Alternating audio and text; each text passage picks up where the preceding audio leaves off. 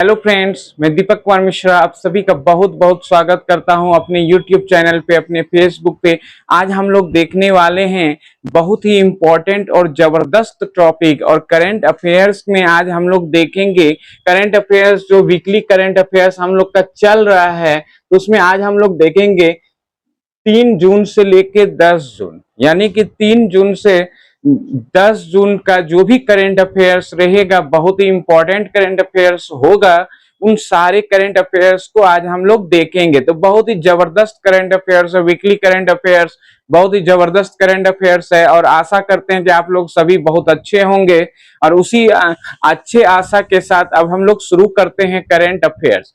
Very very important current affairs है। अभी NEET का परीक्षा होने वाला है, री एग्जाम होने वाला है। इसके लिए सभी जो विद्यार्थी हैं, सभी स्टूडेंट हैं, छात्र छात्राएं हैं, सभी को हम फिर से शुभकामनाएं देना चाहते हैं, क्योंकि एक बार पहले भी नीट का एग्जाम हो चुका है और उसमें पेपर लीक वाली बात आई थी। तो पेपर लीक को ध्यान में रखते हुए सरकार ने परीक्षा को रद्द कर दिया था, भारी दबाव के बाद रद्द किया गया था। तो इस बार फिर से 21 जून को एग्जाम होने वाला है। बहुत ही इंपॉर्टेंट एग्जाम होने वाला है, बहुत ही जबरदस्त इस बार तैयारी है सरकार के तरफ से, सेंट्रल गवर्नमेंट के तरफ से, कि इस बार नीट का एग्जाम जो है नीट एंड फेयर लिया जाए, मतलब क्लियर एग्जाम लिया जाए, कोई भी तरह का दिक्कत इस बार नहीं होना चाहिए। तो देखते हैं, 21 जून का इंतजार करते हैं कि आपका नीट का एग्जाम अच्छे से हो जाए, स्वच्छ हो और अच्छे से एग्जाम हो। किसी भी प्रकार का जो है क्वेश्चन लीक का फिर खबर नहीं आना चाहिए, ये अच्छा चीज नहीं है।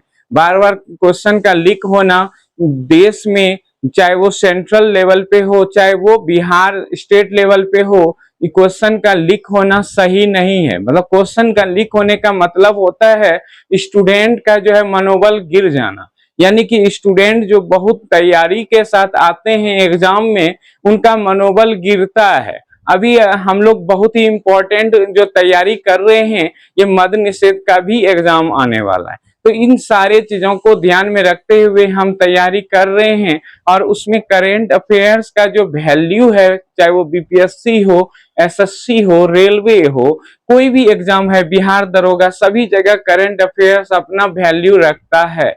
और आज का जो हम लोग करंट अफेयर्स देखेंगे, वो देखेंगे 3 जून से लेके 10 जून का करंट अफेयर्स। 3 जून 2026 से 10 जून 2026 तक का करंट अफेयर्स, बहुत ही इंपॉर्टेंट करंट अफेयर्स आपका एग्जाम को ध्यान में रखते हुए होगा। तो अब हम लोग ज्यादा टाइम नहीं गवाते हुए, ज्यादा टाइम नहीं देते हुए, आप सबको शुभकामना देते हुए, नीट एग्जाम के लिए, मद्य निषेध, सारे चीजों के लिए आपको शुभकामनाएं हैं। और ये जो है बहुत ही इंपॉर्टेंट जो है, आज हम लोग देखेंगे करंट अफेयर्स। तो बहुत ही इंपॉर्टेंट वीकली करंट अफेयर्स को शुरू करते हैं। वीकली करंट अफेयर्स 3 जून से 10 जून 2026 का करंट अफेयर्स। पहला क्वेश्चन देखते हैं, बहुत ही इंपॉर्टेंट है। करंट अफेयर्स का वैल्यू बहुत ही ज्यादा है, क्योंकि अभी बीपीएससी का भी एग्जाम आपका आने वाला है। 26 जुलाई को संभावित डेट है, और बीपीएससी जो 72वीं है, ये अभी एग्जाम आपका आने वाला है। तो बहुत बहुत शुभकामनाएं हैं आगे के एग्जाम के लिए भी। और इसी शुभकामना के साथ, शुभकामनाएं देते हुए, इसी शुभकामनाएं के साथ आपका जो है करंट अफेयर्स हम लोग शुरू करते हैं। पहला क्वेश्चन है, हाल ही में किस देश के पर्वतारोही टायलर एंड्रयूज ने केवल 9 घंटे 55 मिनट में माउंट एवरेस्ट फतह कर एक नया स्पीड रिकॉर्ड बनाया? यानी कि माउंट एवरेस्ट जो है, इन्होंने टायलर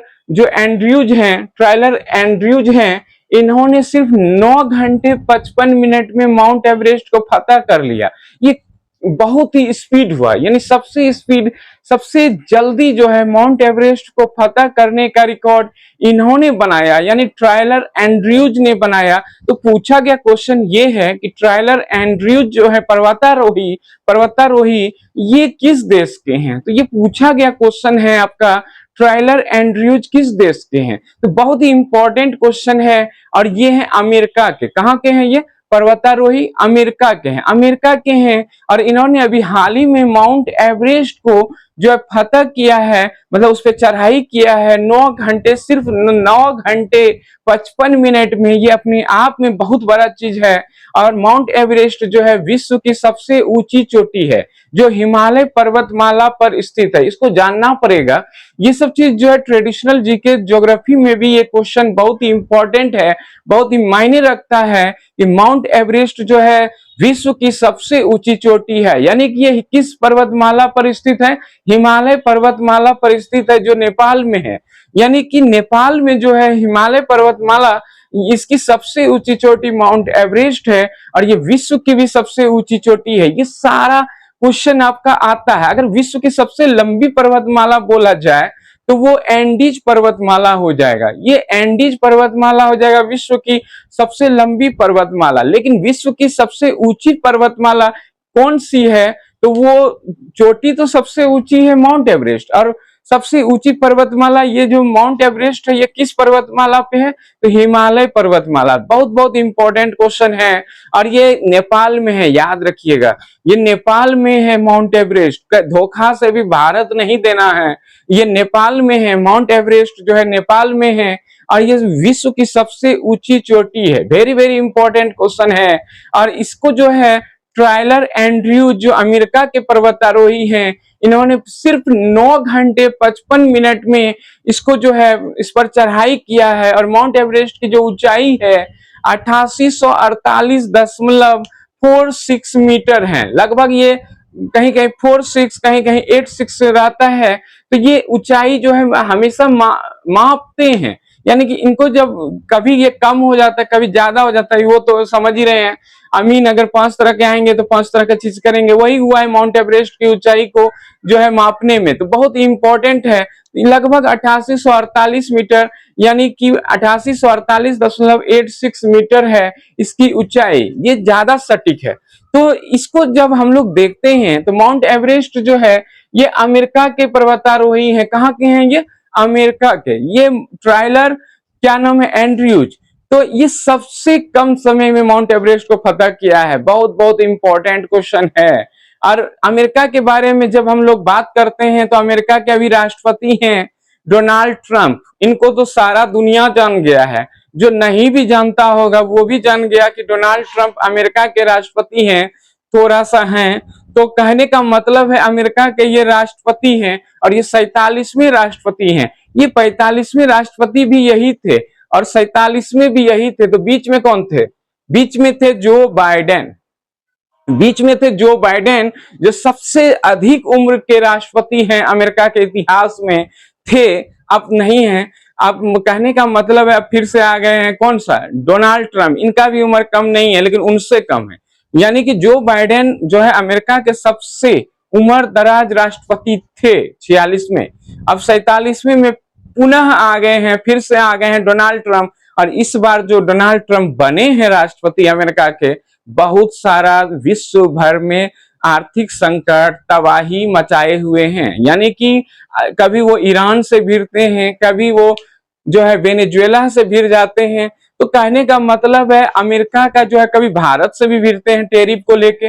यानी कि व्यापार को लेके वो भारत से भी भिड़ते हैं, यूरोपियन कंट्री से भी भिड़ गए हैं। और इनका जो कब क्या करेंगे डोनाल्ड ट्रंप का कहना मुश्किल है। तो उनको खुद नहीं पता होगा कि अगला स्टेप हम क्या लेने वाले हैं। यानी कि इस बार जो राष्ट्रपति वो डोनाल्ड ट्रंप बने हैं तो उनका मानसिक स्थिति हमको तो नहीं लगता है अच्छा है, क्योंकि वो कब क्या स्टेप उठा रहे हैं उनको खुद पता नहीं है। तो इसी टाइप का, इसी कारण से पूरा विश्व जो है आर्थिक संकट में जा रहा है। अभी तो सीज फायर का समझौता हो रहा है, हो गया है, लेकिन सीज फायर ये सब चलते रहता है अमेरिका और ईरान में, कभी रुकता है युद्ध कभी चलने लगता है। तो कहने का मतलब है इस दोनों का कोई वैल्यू ही नहीं देना है, यानी कि अमेरिका के राष्ट्रपति का जो है कब क्या बोलेंगे वो उनका वैल्यू नहीं देना है। नेक्स्ट है, लेकिन हैं तो राष्ट्रपति 47 नंबर के राष्ट्रपति हैं। और यहाँ के उपराष्ट्रपति कौन है 50 में 50, यानी कि उपराष्ट्रपति यहाँ के हैं JD Vance. JD Vance, America की राजधानी है Washington DC. Very very important है। डीसी का अर्थ क्या होता है, डिस्ट्रिक्ट ऑफ कोलंबिया। यानी कि ये सब क्वेश्चन आपको इससे रिलेटेड पूछेगा। और वहां की मुद्रा है डॉलर। अब नेक्स्ट आते हैं सेकेंड नंबर क्वेश्चन, हाल ही में डीआरडीओ का अध्यक्ष किसे नियुक्त किया गया है? वेरी वेरी इंपॉर्टेंट क्वेश्चन है। डीआरडीओ यानी कि defence research and development organisation. DRDO का फॉर्मूला जो पूरा नाम होता है defence research and development organisation. इनका गठन हुआ था 1958 में, यानी कि 1958 ईस्वी में इनका गठन हुआ था। इनका मुख्यालय जो है दिल्ली है। इनका जो मुख्यालय है नई दिल्ली बोलेंगे तो इनका मुख्यालय कहाँ है? नई दिल्ली। तो गठन हुआ था, इसका जो स्थापना हुआ था 1958 ईस्वी में। इसका मुख्यालय जो है नई दिल्ली में है। और डीआरडीओ का काम होता है रक्षा से जुड़े जो भी मिसाइल वगैरह लॉन्च होता है उसी से रिलेटेड इनका काम है, यानी डिफेंस सेक्टर को मजबूत करने का कार्य करती है डीआरडीओ। तो वेरी वेरी इंपॉर्टेंट क्वेश्चन है। तो इसका जो अभी बने हैं कौन बने हैं? नए अध्यक्ष राजेश कुमार सिंह। इनके नए अध्यक्ष बने हैं राजेश कुमार सिंह। ये किनके जगह पे आए हैं? समीर वी कामत के जगह पे। ये किनके जगह पे आए हैं? समीर वी कामत, जो रिटायरमेंट लिए हैं 31 मई 2026 को, उनके जगह पे ये बने हैं राजेश कुमार सिंह, अभी जो है डीआरडीओ के नए अध्यक्ष। क्लियर है? डीआरडीओ जो है डिफेंस सेक्टर से, कहने का मतलब डिफेंस को रिसर्च किया जाता है यहाँ पे और इसको डेवलप करने का काम करती है ये ऑर्गेनाइजेशन, इसीलिए इसका नाम है DRDO, defence research and development organisation. इनका स्थापना 1958 ईस्वी में और मुख्यालय नई दिल्ली में। बहुत ही इंपॉर्टेंट क्वेश्चन है। अब 3 नंबर क्वेश्चन देखते हैं। 39वें राष्ट्रीय खेल 2027 की मेजबानी कौन राज्य करेगा? बहुत बहुत इंपॉर्टेंट क्वेश्चन है, बहुत इंपॉर्टेंट है। 39वें राष्ट्रीय खेल 2027 की मेजबानी कौन राज्य करेगा? ये भी इंपॉर्टेंट क्वेश्चन है। सॉरी, 39वें राष्ट्रीय खेल 2027 की मेजबानी कौन सा राज्य करेगा? ये भी क्वेश्चन आपको आता है। और 39वें जो राष्ट्रीय खेल है 2027 में होगा, इसका मेजबानी मेघालय करेगा। कौन करेगा? कौन सा राज्य? मेघालय करेगा। मेघालय को जानते हैं हम लोग, मेघालय के बारे में हम लोग जानते हैं, इसे मेघों का घर कहा जाता है। मेघालय में मेघों का घर कहा जाता है क्योंकि यहाँ सबसे ज्यादा जो वर्षा का स्थान है ये मासिनराम है। मेघालय का पहले चेरापूंजी होता था, वो भी मेघालय में ही है। और ये मासिनराम अभी जो है वो सबसे ज्यादा वहां पे पानी पड़ता है, यानी वर्षा होता है।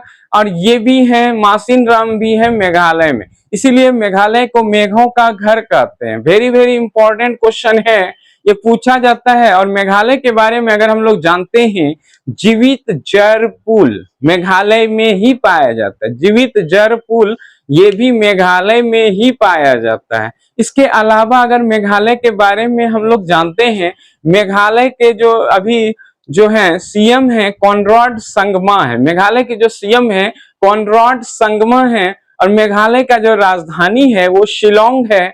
और मेघालय के जो राज्यपाल हैं CH विजय शंकर हैं। तो ये कौन है? CH Vijay Shankar. Very very important question है। ये मेघालय के जो अभी राज्यपाल हैं, सीएम तो कॉनराड संगमा है और राज्यपाल है CH विजय शंकर। तो ये सारा क्वेश्चन आपको पूछा जाता है, इंपॉर्टेंट है, वेरी वेरी इंपॉर्टेंट क्वेश्चन है ये सभी। अब 4 नंबर क्वेश्चन देखते हैं। हाल ही में नीति आयोग की शिक्षा गुणवत्ता रिपोर्ट 2026 के अनुसार किस राज्य ने स्कूली शिक्षा में पहला स्थान प्राप्त किया है? ये नीति आयोग का रिपोर्ट है। ये नीति आयोग ने रिपोर्ट दिया है शिक्षा गुणवत्ता का, यानी कि शिक्षा तो सभी जगह दिए जा रहे हैं, सभी स्टेट में दिए जा रहे हैं, लेकिन शिक्षा की जो क्वालिटी होती है उसको लेके एक रिपोर्ट आया है 2026 में। इसके अनुसार किस राज्य ने स्कूली शिक्षा में पहला स्थान प्राप्त किया है? तो ये पंजाब है। ये पंजाब राज्य ने स्कूली शिक्षा देने में, अच्छा क्वालिटी शिक्षा देने में पहला स्थान हासिल किया है पंजाब राज्य के स्कूल ने। यानी कि पंजाब के बारे में जब हम लोग जानते हैं, पंजाब के बारे में अभी जो मुख्यमंत्री हैं वहां के, वो आम आदमी पार्टी के हैं। तो उनका नाम है भगवंत सिंह मान, भगवंत सिंह मान। और वो बहुत अच्छा काम कर रहे हैं स्कूली क्षेत्र में। जब शिक्षा देने की बात आती है क्वालिटी के साथ, तो वो भगवंत सिंह मान अच्छे क्वालिटी के साथ वहां पे शिक्षा दिलवा रहे हैं, उन्हीं के देख रेख में। क्योंकि जो मुख्यमंत्री हैं वही सारा जो है शिक्षा मंत्री सभी को कंट्रोल करते हैं। तो जब शिक्षा अच्छा है तो जाहिर सी बात है कि उनका बड़ाई करना पड़ेगा। भगवंत सिंह मान अच्छा काम कर रहे हैं वहां पंजाब में। तो इसके अलावा देखते हैं कि वहां के राज्यपाल कौन है। वहां के राज्यपाल कौन है? गुलाब चंद कटारिया। ये वहां के राज्यपाल हैं गुलाब चंद कटारिया। और पंजाब की जो राजधानी है वो दोनों राज्य की राजधानी है। कहने का मतलब चंडीगढ़ जो है पंजाब की भी राजधानी है, हरियाणा की भी राजधानी है। और चंडीगढ़ जो है दूसरा पूर्ण साक्षर केंद्र शासित राज्य है। तो दूसरा पूर्ण रूप से जो है साक्षर केंद्र शासित राज्य चंडीगढ़ है। और चंडीगढ़ जो है झुग्गी मुक्त शहर के नाम से पहला शहर बने हैं जो झुग्गी मुक्त बन गए हैं, यानी झुग्गी झोपड़ी वहां पे नहीं है। तो कहने का मतलब चंडीगढ़ ग्रीन सिटी के नाम से भी फेमस है चंडीगढ़। नेक्स्ट आते हैं, इसके अलावा जो देखते हैं हम लोग, पंजाब जो है गेहूं के उत्पादन में भी नंबर 1 है प्रति हेक्टेयर के हिसाब से। प्रति हेक्टेयर के हिसाब से पंजाब जो है गेहूं के उत्पादन में भी नंबर 1 है। और अगर ओवरऑल गेहूं का उत्पादन बोला जाए तो वो उत्तर प्रदेश हो जाएगा। ओवरऑल गेहूं का उत्पादन उत्तर प्रदेश। ओवरऑल चावल का उत्पादन में नंबर 1 अभी हो गया है पश्चिम बंगाल, जानते हैं।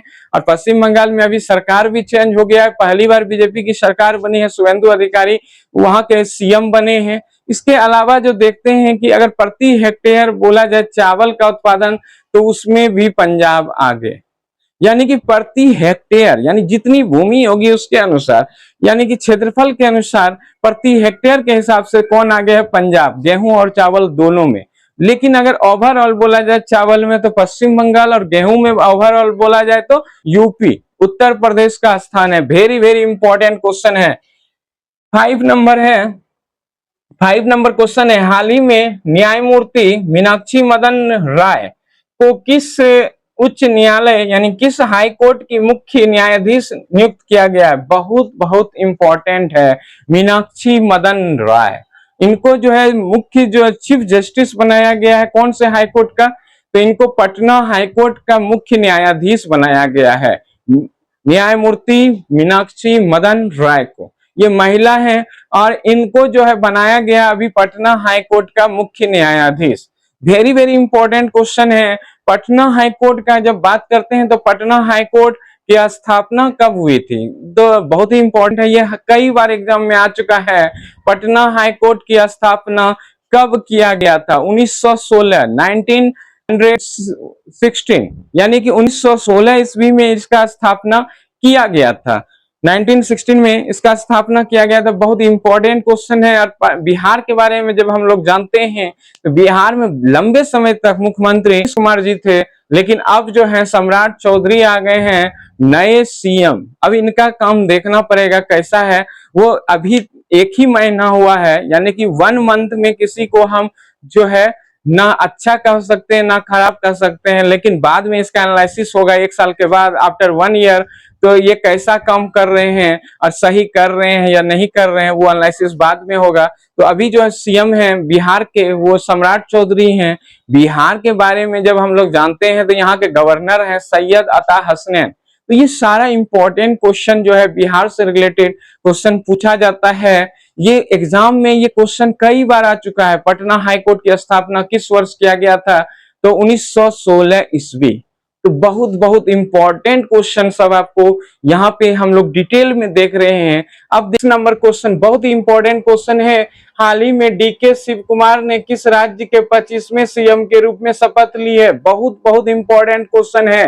डीके शिव कुमार ने अभी हाल ही में 25वें जो है मुख्यमंत्री के रूप में कर्नाटक राज्य में शपथ लिया है। अभी डीके शिव कुमार ने, ये इससे पहले वहां के उप मुख्यमंत्री थे और सिद्धारमैया जो है वहां के मुख्यमंत्री थे, यानी कर्नाटक के मुख्यमंत्री सिद्धरामैया थे, दोनों कांग्रेस पार्टी से हैं और डीके शिव कुमार और सिद्धरामैया के बीच में बहुत ही कड़ा फाइटिंग था, मतलब होते रहता था लड़ाई, अंदरूनी विवाद होते रहता था। और डीके शिव कुमार अब जो है अगले सीएम बन गए हैं, कर्नाटक के अगले सीएम बन गए हैं। सिद्धरामैया मुख्यमंत्री के पद से इस्तीफा दे दिए हैं और डीके शिव कुमार बनेंगे, और बनेंगे की नियुक्ति हो चुका है और ये 25वें मुख्यमंत्री होंगे।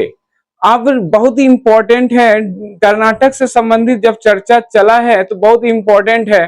कर्नाटक जो है कॉफी के उत्पादन में नंबर 1 है अभी, और इसके अलावा जो कर्नाटक में सबसे ज्यादा हाथी पाया जाता है, कर्नाटक में कोलार खान है जो सोना के उत्पादन के लिए बहुत ही फेमस है। और कर्नाटक का जब बात आते हैं तो कर्नाटक जो है रेशम के लिए भी, उद्योग के लिए भी नंबर 1 है। कर्नाटक की जो राजधानी बेंगलुरु है उसको सिलिकॉन वैली के नाम से पुकारा जाता है, सिलिकॉन वैली के नाम से बेंगलुरु को जाना जाता है। बहुत बहुत इंपॉर्टेंट क्वेश्चन आता है कर्नाटक से संबंधित। और कर्नाटक के बारे में और भी हम लोग बहुत कुछ जानते हैं कि यहाँ के जो राज्यपाल हैं थावर चंद गहलोत हैं, कर्नाटक की राजधानी बेंगलुरु है। तो ये सारा इंपॉर्टेंट क्वेश्चन जो है कर्नाटक से संबंधित है। अब आते हैं 7 नंबर क्वेश्चन, और कर्नाटक से एक और इम्पोर्टेंट है, आरसीबी ने फिर से जीत लिया है आईपीएल 2026 का ट्रॉफी। ये भी बहुत इम्पोर्टेंट है, कर्नाटक से ही रिलेटेड है क्वेश्चन। ये भी बहुत करंट अफेयर्स, बहुत ही जबरदस्त क्वेश्चन है कि आरसीबी ने लगातार दूसरी बार जो है ट्रॉफी जीत लिया है आईपीएल का, और 2025 में भी जीते थे और 2026 में भी जीत लिए हैं। और रजत पाटीदार कप्तान हैं आरसीबी के अभी वर्तमान में। नेक्स्ट है उनके ही कप्तानी में 2 बार लगातार जो है आईपीएल ट्रॉफी जीते। अब नेक्स्ट आते हैं 7 नंबर, उनमें सबसे महत्वपूर्ण भूमिका विराट कोहली का रहा। रन के हिसाब से और विकेट के हिसाब से सबसे ज्यादा महत्वपूर्ण भूमिका भुवनेश्वर कुमार का रहा। भले ही वो पर्पल कैप नहीं जीत पाए, भले ही ऑरेंज कैप विराट कोहली नहीं जीत पाए, लेकिन सबसे ज्यादा जो है प्रमुख भूमिका जो है इन्हीं दोनों का रहा, as a batsman, as a bowler. तो बहुत ही इंपॉर्टेंट है। 7 नंबर क्वेश्चन देखते हैं, हाल ही में किस राज्य के सुराहा ताल को भारत की एक समा यानी 100वां रामसर स्थल घोषित किया गया है? बहुत इंपॉर्टेंट क्वेश्चन है। ये सुराहा ताल कहाँ पे है? यूपी में ये सुराहा ताल है, यूपी में बलिया जिले में ये पड़ता है। और सुराहा ताल को जो है एक समा यानी 100 रामसर जो है घोषित किया गया, रामसर स्थल भारत का घोषित किया गया। बहुत ही इंपॉर्टेंट है, उत्तर प्रदेश से संबंधित बहुत बहुत इंपॉर्टेंट क्वेश्चन इससे आता है। और उत्तर प्रदेश के बारे में जानते हैं कि ये गन्ना के उत्पादन में अभी नंबर 1 है, गेहूं के उत्पादन में, ओवरऑल जो गेहूं का उत्पादन होता है उसमें भी इनका स्थान नंबर 1 है, आलू के उत्पादन में भी नंबर 1 है, कुल खाद्यान्न उत्पादन में भी नंबर 1 है, सब्जी के उत्पादन में भी यूपी नंबर 1 है। ये सारा जो है इसमें नंबर 1 है, यानी कि बहुत बहुत इंपॉर्टेंट है। और यूपी के बारे में जब जानते हैं तो यूपी के मुख्यमंत्री हैं आनंदीबेन, राज्यपाल है आनंदीबेन पटेल, और यूपी के जो मुख्यमंत्री हैं योगी आदित्यनाथ हैं। तो बहुत ही इंपॉर्टेंट क्वेश्चन जो है यूपी से संबंधित आता है। और यूपी के जो राजधानी है लखनऊ है, जो गोमती नदी के किनारे स्थित है।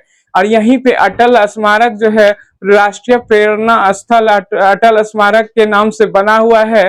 तो अटल बिहारी वाजपेयी के ही नाम से जो स्मारक बना हुआ है। और लखनऊ को नवाबों का शहर भी कहा जाता है। अब 8 नंबर क्वेश्चन देखते हैं। 8 नंबर क्वेश्चन है, हाल ही में मेटे फ्रेडरिक्सन ने लगातार तीसरी बार किस देश की प्रधानमंत्री के रूप में पदभार ग्रहण किया है? ये भी बहुत ही इंपॉर्टेंट क्वेश्चन है। मेटे फ्रेडरिक्सन ने अभी हाल ही में किस देश का जो है तीसरी बार, लगातार तीसरी बार जो है ये मुख्यमंत्री के पद को धारण किया है? बहुत बहुत इंपॉर्टेंट क्वेश्चन है। और ये डेनमार्क के, कहाँ के बने हैं, कहाँ के बनी है? ये डेनमार्क की बनी है, महिला है। और ये अभी तीसरी बार लगातार डेनमार्क के बारे में हम लोग जानते हैं कि डेनमार्क को ऊर्जा द्वीप के नाम से जाना जाता है। डेनमार्क को ऊर्जा द्वीप बनाने का जो है इन्होंने डेनमार्क को ऊर्जा द्वीप के भी नाम से जाना जाता है। इसके अलावा डेनमार्क की राजधानी कोपेनहेगन है, डेनमार्क की मुद्रा जो है क्रोन है, और डेनमार्क के जो अभी प्रधानमंत्री बनी है मेटे फ्रेडरिक्सन, यानी कि बहुत इंपॉर्टेंट, ये तीसरी बार जीती है। तो इसके अलावा जो है डेनमार्क के जो संसद का नाम है संसद, वहां के संसद को कहा जाता है फॉल्केटिंग। ये सारा इंपॉर्टेंट क्वेश्चन है। नेक्स्ट है 9 नंबर क्वेश्चन, ये भी इंपॉर्टेंट क्वेश्चन है। आपके एग्जाम को देखते हुए बीपीएससी का एग्जाम जो 72 वाला आने वाला है, तो वेरी वेरी इंपॉर्टेंट क्वेश्चन ये सब होगा एग्जाम के व्यू से। और दरोगा का, बिहार दरोगा का भी टेस्ट सीरीज हम शुरू कर रहे हैं ऑफलाइन में, और बिहार दरोगा का टेस्ट सीरीज, बिहार पुलिस का टेस्ट सीरीज, ये सारा टेस्ट सीरीज आपका ऑफलाइन होगा और यहाँ चलता है। इससे पहले हम लोग मद्य निषेध का टेस्ट सीरीज चलाए, तो बहुत बहुत इंपॉर्टेंट सब टेस्ट सीरीज यहाँ चल रहा है ऑफलाइन भागलपुर में। तो ये बहुत ही इंपॉर्टेंट है एग्जाम के लिहाज से, बहुत ही इंपॉर्टेंट। उसके बाद जो है बिहार पुलिस का चलेगा, बिहार दरोगा का चलेगा, बीपीएससी का चलेगा टेस्ट सीरीज। तो सारा क्वेश्चन जो है यहाँ स्पेशल स्पेशल क्वेश्चन यहाँ पे ऑफलाइन में दिया जा रहा है। तो अब हम लोग चलते हैं 9 नंबर क्वेश्चन। हाल ही में वीजा इंडिया द्वारा भारत अभियान के लिए किसे ब्रांड एम्बेसडर नियुक्त किया गया है? ये भी जबरदस्त क्वेश्चन है, स्पेशल क्वेश्चन है।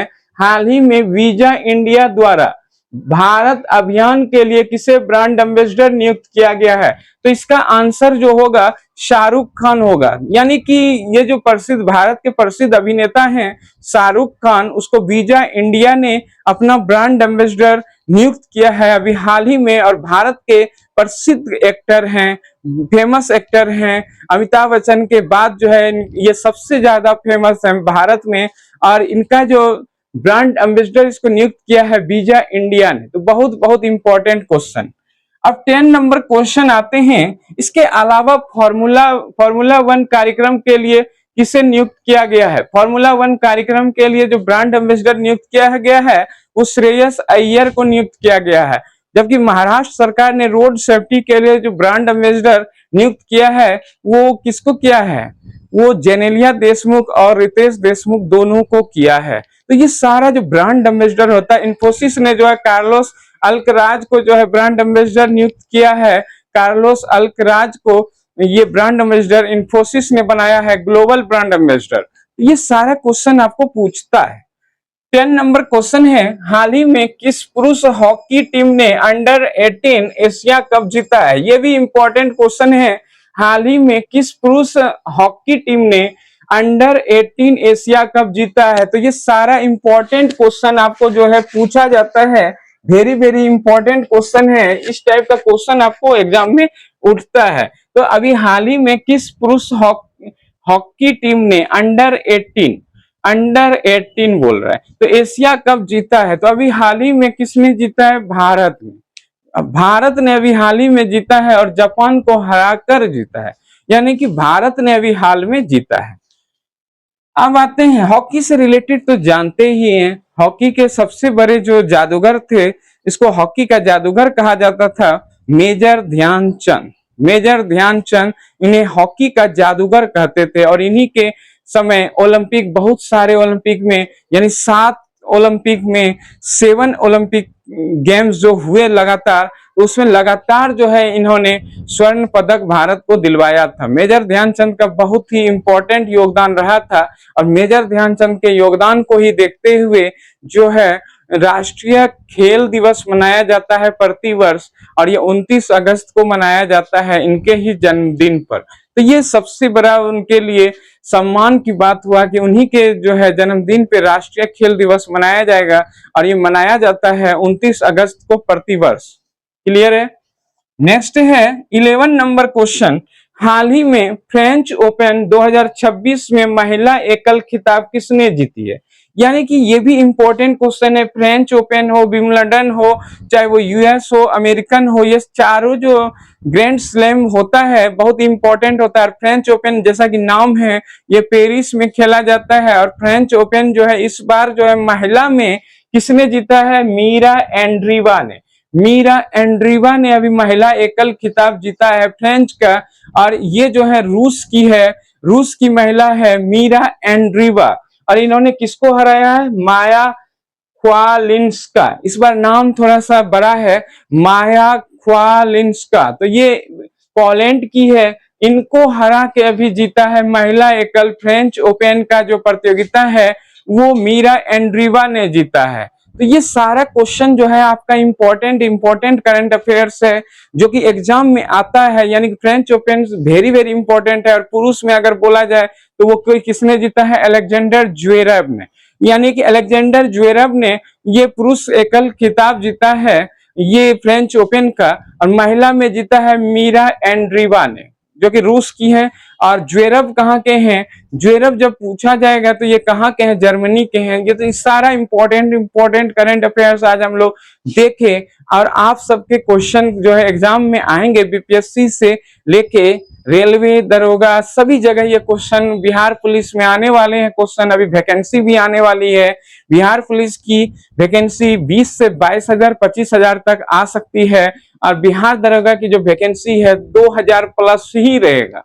यानी कि बीपीएससी का जो वैकेंसी है 1189 पोस्ट है, ये बढ़ेगा, ये पोस्ट अभी बढ़ेगा। और बहुत बहुत इंपॉर्टेंट क्वेश्चन आपको हम यहाँ पे करंट अफेयर्स में दिए जा रहे हैं, और ये जो है वीकली करंट अफेयर्स है, बहुत ही इंपॉर्टेंट करंट अफेयर्स है। आप सबका बहुत बहुत धन्यवाद। मिलते हैं नेक्स्ट वीडियो में, तब तक आप सभी अच्छे से रहिए।